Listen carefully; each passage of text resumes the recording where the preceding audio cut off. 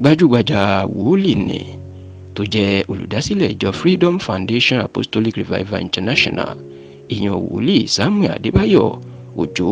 ọmọlójú Jésù ẹni tí gbogbo ayé mọ̀ sí baba authority ó mà ti fi nǹkan rere ńlá lélẹ̀ ní ìpínlẹ̀ Èkó pẹ̀lú bó ṣe dá iléeṣẹ́ rédíò Melody FM 107.7 FM bó ṣe dá sílẹ̀ lásìkò tí wòlíì Sam Òjó tó ń bá ọ̀pọ̀lọpọ̀ àwọn oníròyìn sọ̀rọ̀ ní olú iléeṣẹ́ rédíò Melody FM tó wà ní BRT bus stop ìyẹn ní Akitoye Street ní Ìyànà Pájà ní ìpínlẹ̀ Èkó ní àná tí í ṣe ọjọ́ 29 oṣù kọkànlá ọdún 2023 ẹni bàbá náà jẹ́ kó di mọ̀ wípé ó ti wà nínú iṣẹ́ ìránṣẹ́ wípé ẹni tó bá ń ṣiṣẹ́ pásítọ̀ òun náà bí iṣẹ́ ìròyìn ló ń ṣe ni nítorí pé àwọn ń sọ̀rọ̀ síta fún àwọn aráàlú ni wòlíì Sam Òjó ajẹ́kọ̀dìmọ̀ pé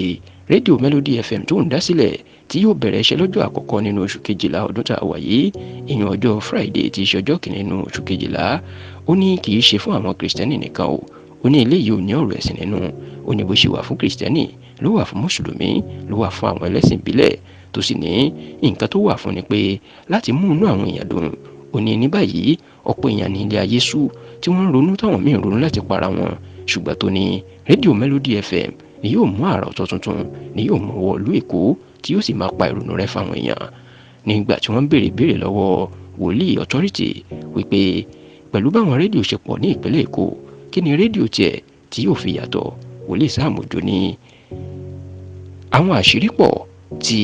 àwọn tó jẹ́ olùdarí iléeṣẹ́ náà yan àwọn tí ó ṣàkóso ètò tí wọ́n ti fi tóun létí wípé wọn yóò gbé jáde ìyẹn láwọn ètò oríṣiríṣi tí yóò mú kí rédíò náà tayọ gbogbo àwọn ẹgbẹ́ ní ìpínlẹ̀ Èkó ṣùgbọ́n tó lóun kò tí ì fẹ́ fi síta nítorí pé nǹkan téèyàn bá ń bò pamọ́ ìní wọn ń pè ní àṣírí wòlíì authority tó ní gbajúgbajà orí òkè tó wà ní àṣejìrẹ́ ní ìlú Ìbàdàn ní ìpínlẹ̀ Ọ̀yọ́ ìyẹn orí òkè Ògo ó wá jẹ́ kó dì mọ̀ wípé tí rédíò Melody FM bá bẹ̀rẹ̀ ó ní bí wọ́n ṣe ń sọ èdè Yorùbá ìní wọn ò yọ sọ Haúsá Ìgbò àti òyìnbó tó sì jẹ́ pé gbogbo èèyàn ló wà fún bàbá authority ó wá jẹ́ kó dì mọ̀ wípé